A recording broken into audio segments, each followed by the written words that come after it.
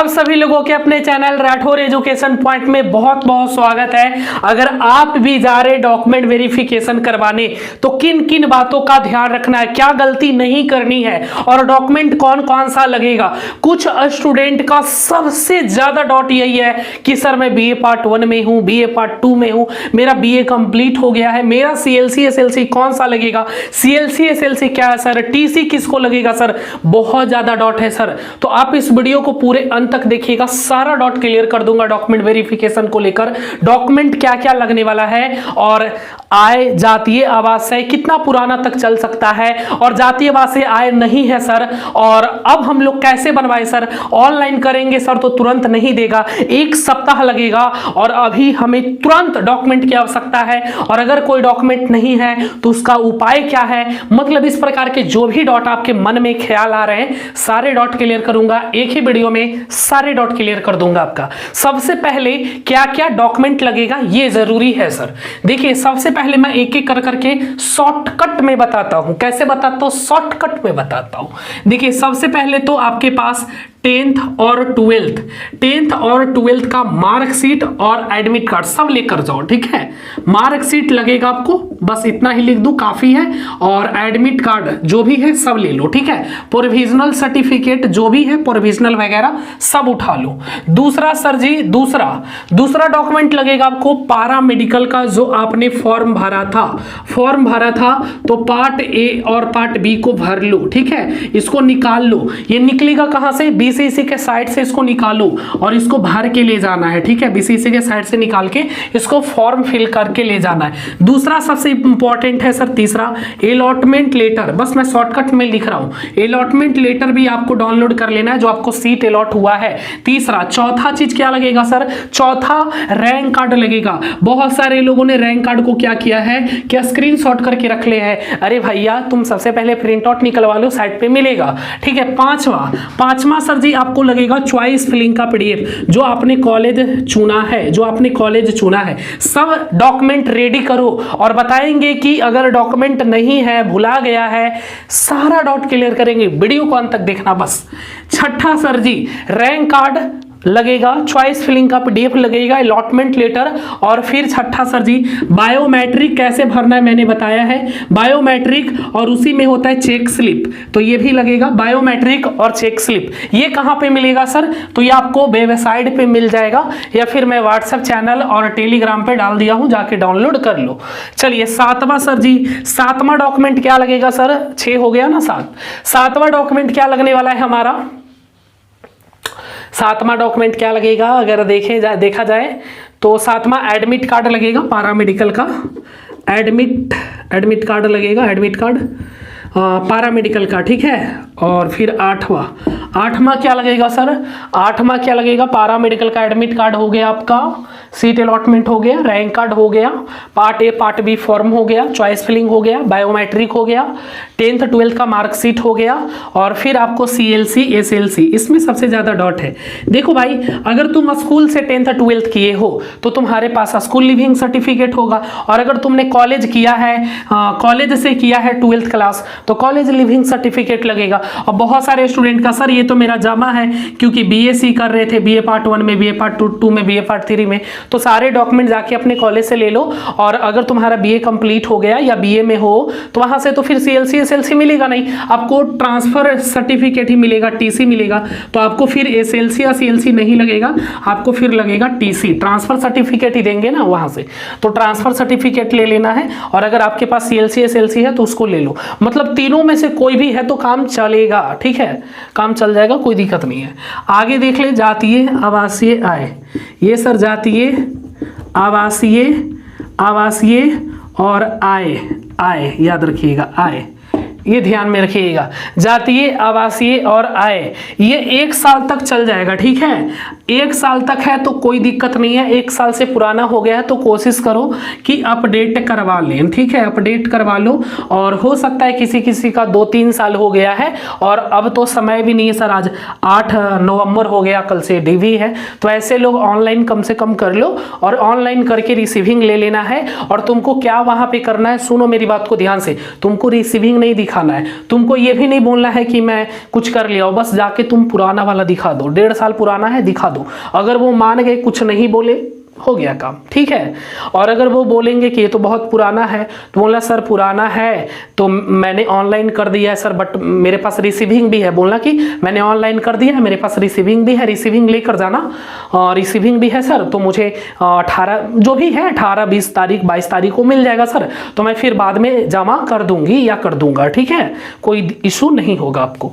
10वां sir जी, जातीय वासी आए, तीनों को एक ही में लिख दिए, इसलिए 9 ही डॉक्यूमेंट हुआ आपका, नहीं तो ऐसे करेंगे तो 12-13 हो जाएगा। उसके अलावा डीक्यू सर्टिफिकेट उनका लगेगा जो विकलांग है, और डीक्यू सर्टिफिकेट यानी डिसेबल कोटा से आते हैं तो आपका मेडिकल भी वहीं पर होगा, मेडिकल भी होगा, मेडिकल भी लिया जाएगा। बहुत सारे लोगों का डाउट रहता है कि सर सभी लोगों का मेडिकल होगा, नहीं, सबका मेडिकल नहीं होता है, सिर्फ डीक्यू कोटा वाला का मेडिकल होगा। 11वां ईडब्ल्यूएस सर्टिफिकेट से आते हैं, और कुछ लोग बोल रहे हैं कि सर हमारा 2 साल पुराना है, चल जाएगा। 3 साल तक ईडब्ल्यूएस चलता है सर जी, अगर आपका सही बना हुआ है तो 3 साल तक आपका चलता है, और अगर 3 साल से पुराना हो गया तो आप इसे कोशिश करो अपडेट करवाने का, बट अब तो आपके पास समय नहीं है ना कि अपडेट करवाओगे, तो ऐसे लोग बस एक ही काम कर सकते हैं, क्या पर नोटरी से जाकर के, ठीक है, नोटरी यानी आपके डिस्ट्रिक्ट में डिस्ट्रिक्ट कोर्ट होता है, वहां पे नोटरी होता है, नहीं तो डायरेक्ट कोर्ट में चले जाओ, जो आपका जिला कोर्ट है वहां पर चले जाओ न्यायालय में, और वहां पर जाके वकील से बस यही बोलना है कि मुझे ईडब्ल्यूएस के लिए एक एफिडेविट बनाना है। क्या बनाना है? ईडब्ल्यूएस के लिए एफिडेविट बनाना है, और वो आपको एफिडेविट बनाकर दे देंगे, ठीक है, फिर आपको कोई दिक्कत नहीं आने वाली है, ठीक है। पर हाँ 3 साल से पुराना है तो हो सकता है कि बहुत सारे लोगों ने ईडब्ल्यूएस से फॉर्म भर दिया था और उनके पास ईडब्ल्यूएस सर्टिफिकेट नहीं बन पाया, या कोई भी रीजन है, तो आप एफिडेविट दे सकते हो, कोई इशू आपको नहीं आएगा एडमिशन तक। कोशिश करना कि बाद में आप ईडब्ल्यूएस बनवा लो, ठीक है। यहां तक सारे लोग समझ गए। अब कुछ वैसे लोग इतने ही डॉक्यूमेंट लगेंगे और कोई डॉक्यूमेंट नहीं लगेगा, हो सकता है कि आप 2 डॉक्यूमेंट मैं छोड़ दिया हूं, ऐसे मैंने सारा डॉक्यूमेंट बता दिया जहां तक मेरे को नॉलेज है सर। बताना कुछ छूटा तो नहीं ना? ईडब्ल्यूएस भी बता दिया, डीक्यू बता दिया, जातीय वासी आय सब बना दिया, प्रोविजनल लगेगा, सीएलसी एसएलसी। हाँ माइग्रेशन के लिए बोल रहे थे, माइग्रेशन है, लगता है, अगर है तो ठीक है, नहीं है तो भी चल जाएगा, ठीक है। माइग्रेशन आपको लगेगा सर, ठीक है, माइग्रेशन होगा ही सबके पास, माइग्रेशन तो रहता ही है। कैरेक्टर सर्टिफिकेट, हाँ वो लगेगा, कहीं का भी हो चल जाएगा, स्कूल का है तो ज़्यादा बेटर ही है। थाना से बनवाना है बना लो कैरेक्टर सर्टिफिकेट तुम कहीं से भी, क्या दिक्कत है उसमें। कैरेक्टर सर्टिफिकेट लगेगा एक, कैरेक्टर सर्टिफिकेट, ठीक है। चरित्र प्रमाण पत्र आपको मिला होगा 10th 12th में, उसको उठा लो ना, काहे ला बनवाओगे, नहीं तो फिर 100-200 रुपया दे दो, बना देंगे सर, आपके बना देंगे, प्रिंसिपल सर है ना, उनको तो बस वही चाहिए ना। प्रिंसिपल सर को बोलो, लो सर 200 रुपया बना दो एक कैरेक्टर सर्टिफिकेट, मैंने भी बनवाया था, मेरे को भी आवश्यकता थी कहीं की, मैं तो तुरंत बनवाया था, प्रिंसिपल भी नहीं था भाई, मैंने गया था ना तो प्रिंसिपल भी गायब, तो फिर एक सीनियर होते ना टीचर, वही बना के, और क्या ही बोले, यहाँ पर नहीं बोलेंगे है ना, क्योंकि यहाँ पे पब्लिक चीज़ है, यहाँ पे नहीं बोल सकते। मेरा काम हो गया था सर जी, पर गजबे हुआ सर, तब कहते बिहार में कुछ भी हो सकता है, मतलब सोचो कि वो टीचर नहीं थे, फिर भी मेरा काम कैसे हुआ होगा आखिर, और समझ रहे हो, सारा कुछ नहीं बोल सकते मैं खुल के यहाँ पर। चलिए आगे बढ़ते हैं, और आगे हम क्या बता रहे हैं कि कुछ वैसे लोग जिनके नाम में गलती है। देखो अगर हो सकता है कि गलती क्या है, 2-3 स्थिति हो सकती है सर। देखिए नाम में गलती हो सकता है, कैटेगरी में गलती हो सकता है, किसी का कैटेगरी बीसी है कर दिया ईबीसी, हो सकता है किसी का मम्मी पापा के नाम में गलती, मम्मी पापा, चलिए डायरेक्ट। तो देखो अगर तुम्हारे नाम में गलती है और सिर्फ गलती जो है वो एडमिट कार्ड में है, या फिर किसी एक ही चीज़ में होगा, एडमिट कार्ड में गलती है सर या चॉइस फिलिंग कोई में गलती है, तो उस स्थिति के लिए आप एक एफिडेविट दे सकते हो, ठीक है। आधार कार्ड में सब सही होना चाहिए, आप एक एफिडेविट 150-200 रुपया में बन जाएगा। और कहाँ पे बनेगा मैंने बता दिया सर जी, कहाँ पे बनेगा भाई, ये आपका बनेगा नोटरी में, कोर्ट जो होता है वहीं पे, तुम सीधे सीधे कोर्ट चल जाओ। अगर तुम अरवल से हो, जहानाबाद से हो तो सबका कोर्ट जहानाबाद कोर्ट चल जाओ, अगर तुम गया से हो तो गया कोर्ट में चले जाओ, अगर तुम समस्तीपुर से हो समस्तीपुर देखो कोर्ट कहाँ पे है, उस डिस्ट्रिक्ट का जो डिस्ट्रिक्ट कोर्ट है ना वहाँ पे तुमको जाना है। कैटेगरी में अगर गलती है तो इसके लिए भी आप एफिडेविट दे सकते हो, पर इसमें आपका एडमिशन भी रद्द हो सकता है। क्या है, अगर कोई स्टूडेंट को कैटेगरी से कॉलेज अलॉट हुआ है तो उस स्थिति में उसे बहुत ज़्यादा दिक्कत होगा। अगर यूआर से अलॉट हुआ है तब तो कोई दिक्कत नहीं है। अब जैसे यूआर से हुआ तब तो मजे मजे सर, हमको तो यूआर से हुआ है, अब आपको कैटेगरी से का लेना देना, करिए एडमिशन मेरा। और इसके लिए तुम एफिडेविट दे दोगे, कोई नुकसान आपको नहीं होगा, क्योंकि जो आपको सीट अलॉट हुआ है वो यूआर से हुआ है। और अगर यूआर से कैटेगरी सीट अलॉट हुआ है तो फिर आप एक एफिडेविट दे दोगे, बोलोगे कि हाँ मेरा कैटेगरी बीसी नहीं है, मेरा ईबीसी है, गलती से हो गया है तो इसलिए मैं एफिडेविट पेश करूंगी, ठीक है। बट अगर आपको बीसी कैटेगरी से कॉलेज अलॉट हो गया और आप बीसी कैटेगरी से नहीं है तो इस स्थिति में क्या करना है, ओनली फोन पर ही बताएंगे, ठीक है। यहां पे नहीं बता सकते, समझ गए क्यों नहीं बता सकते हैं? बहुत सारे लोग उस तरीके से एडमिशन ले चुके हैं, ठीक है। सारा कुछ नहीं बता सकते, यूट्यूब पे पब्लिक चीज है सर, यहाँ पे सारे लोग देखेंगे। क्या उसका क्या रास्ता हो सकता है, हम आपको सजेशन देंगे सर, ठीक है, कि हाँ आप ये ऐसे कर सकते हो, बाकी आपके ऊपर छोड़ देंगे। बहुत सारे लोग बोलते हैं सर 2 कोर्स कर सकते हैं क्या? देखो भाई 2 कोर्स अगर तुम्हें करना है तो एक प्राइवेट मोड से करो, डिस्टेंस मोड से करो, एक रेगुलर मोड से करो। रेगुलर मोड मतलब 2 कोर्स को आप रेगुलर मोड से नहीं कर सकते, अब उसका भी रास्ता है। अगर कुछ लोग 2 महीने 4 महीना बच रहा है, हमसे बात करो, कॉल पे बता देंगे, ठीक है। सारा कुछ यहाँ पे नहीं बता सकते हैं, यूट्यूब है सर जी, यहाँ पे सारे लोग देख रहे हैं सर, सब लोग देख रहे हैं तो अच्छी बात नहीं है ना, नहीं तो फिर मालूम चला कि फिर हमें दिक्कत में आ जाएंगे। चलिए, मम्मी पापा का नाम में अगर गलती है तो इसमें भी कोई दिक्कत नहीं है, फिर एफिडेविट तुम दे सकते हो, ठीक है। एफिडेविट दे दोगे, कोई इशू नहीं आएगा, ठीक है। मम्मी पापा के नाम में गलती है तो एफिडेविट बनवा लेना, कोई दिक्कत नहीं है। वहां पर पूछेंगे तो तुम बोलना लीजिए ना सर, एफिडेविट बनवा लिए हैं सर, तो बोलेगा वाह बेटे तुम तो बहुत अच्छे काम कर दिए, है ना, मांगने के पहले ही पेश कर दिए। चलिए ठीक है, तो मेरे जो भी भाई बहन हैं ये सारे डॉक्यूमेंट तैयार कर लो, और अगर नाम में गलती है तो एफिडेविट तुमसे मांगेगा ही मांगेगा, और अगर नहीं रहेगा तो भी एडमिशन तुम्हारा होगा। बाद में आप एफिडेविट पेश कर सकते हो जब तुम एडमिशन लेने जाओगे तो, ठीक है। मैं उम्मीद करता हूँ सारा डॉट क्लियर हो गया डॉक्यूमेंट के रिलेटेड। कोई और डॉट बच रहा है? हाँ, कुछ और डॉट भी है। रैगिंग सर्टिफिकेट कब लगेगा? तो देखो, रैगिंग सर्टिफिकेट आपको एडमिशन के टाइम लगेगा, मेडिकल सर्टिफिकेट भी एडमिशन के टाइम लगेगा, एप्लीकेशन लिखकर जो ले जाना एडमिशन के टाइम लगेगा, बाकी जो चीजें हैं ना वो सब आपको बाद में लगेगा, अभी कुछ नहीं लगने वाला है। और डीवी के समय अगर सर 1-2 डॉक्यूमेंट नहीं रहेगा तो मेरा डॉक्यूमेंट वेरिफिकेशन हो जाएगा, तो बिल्कुल हो जाएगा। जैसे हो सकता है आपके पास 10th और 12th का मार्कशीट नहीं है, प्रोविजनल नहीं है, आप डीवी के लिए चले जाओ, ठीक है। आपका डॉक्यूमेंट वेरिफिकेशन हो जाएगा, वहां पर लिख देगा टू बी सबमिटेड, मतलब इस डेट पर आके आपको जमा करना है। तो क्या उसी डेट पर जाकर के जमा करना होता है? सर ऐसा कुछ नहीं है, बस वो फॉर्मेलिटी होता है, वो लिख देंगे आपको कि हाँ, जैसे आपका डीवी 10 तारीख को हुआ तो वो लिख देंगे कि 22 नवंबर को जमा करना है। तो 22 को नहीं करना है, जब तुम एडमिशन के लिए जाओगे ना तब तुम्हें वहां पर मांगा जाएगा कि हाँ बाबू ये वाला डॉक्यूमेंट है, बोल दोगे सर अभी तो नहीं है सर, कुछ दिन में दे देंगे, एडमिशन भी हो जाएगा। और 2-3 महीने क्या 6-6 महीना लोग खींच लेता है इस तरीके से। मतलब कि ऐसा नहीं है कि अगर आपके पास 1-2 डॉक्यूमेंट नहीं है तो आपका डीवी नहीं होगा, डीवी भी होगा, एडमिशन भी होगा। और अगर फिर कोई दिक्कत है तो आप हमें कॉल करिएगा, जितना हो सकेगा हम आपकी मदद करेंगे सर, ठीक है। और कोई दिक्कत कहीं पर भी आने वाली नहीं है। कुछ लोगों का डाउट होता है कि डीवी केस में सर गार्जियन को ले जाना है या खुद भी जा सकते हैं। देखो भाई, गार्जियन का वहां पे साइन होता है और गार्जियन के साथ ही जाओगे। लड़की लोगों अकेले जाओगे क्या? अरे भाई, भैया को ले लो, दीदी के ले लो, किसी के साथ में ही जाओ, अकेले मत जाओ, मैं तो सलाह दूंगा भाई, ठीक है। और आप अकेले मत जाओ, गार्जियन को ले लो ना, अकेले क्यों जाना, गार्जियन के ले लो। बाकी जो लड़ाकू विमान है, मतलब लड़का लोग हैं, वो भी ले लो, भैया को। कोई गार्जियन में तो कोई भी आ सकते हैं ना, जो आपसे बड़े हैं, जो आपसे बड़े हैं वो आपके गार्जियन हो सकते हैं, भैया हो सकते हैं, कोई भी ले लो, आंटी के ले लो, किसी को ले लो। ज़्यादातर बेटर है अपने पापा जी को ले लो, भैया के ले लो, ठीक है। अब नहीं है तो आंटी अंकल सब चल जाएंगे, कोई दिक्कत नहीं है, ठीक है। वहाँ पर बायोमेट्रिक एक और डॉट पूछा जाता है कि सर जी आप ये बताओ, डीवी के लिए कैंडिडेट को जाना जरूरी है? अरे भाई, डीवी वहाँ पे बायोमेट्रिक होगा सर जी, बायोमेट्रिक होगा तो बिना कैंडिडेट के गए बायोमेट्रिक कैसे होगा? फोटो खिंचाएगा, ये वाला खिंचाएगा, फिंगरप्रिंट लेगा, तो ये सब लेगा, तो बिना कैंडिडेट के गए कैसे होगा बताइए? वहां पर कैंडिडेट को जाना अनिवार्य है, यानी डॉक्यूमेंट वेरिफिकेशन के समय कैंडिडेट को जाना ही पड़ेगा, नहीं, जाना ही जाना है, ठीक है। कैंडिडेट को जाना पड़ेगा। डीवी केस में डॉक्यूमेंट वेरिफिकेशन के समय कैंडिडेट को जाना होगा। अब क्या है सर, देखो डॉट तो बहुत सारे, अब आप लोगों का डॉट क्या है ये दिमाग में आए तब तो, क्योंकि बहुत सारे लोग पूछते हैं इस तरीके का प्रश्न कॉल करके, सर बताओ ना गार्जियन को लेकर जाना है, इसलिए मैंने बता दिया।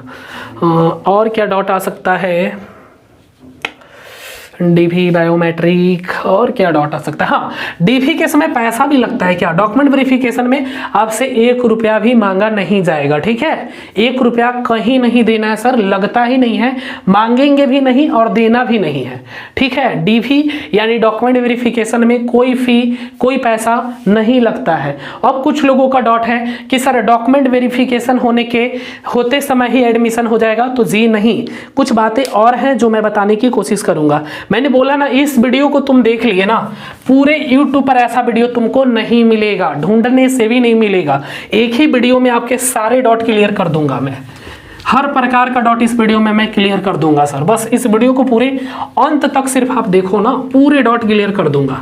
क्या बता रहा था, 2 डॉट था। पहला कहाँ था, मैं भूलता बहुत जल्दी हूं मैं, पानी पी लेते याद आ जाएगी, ठीक है।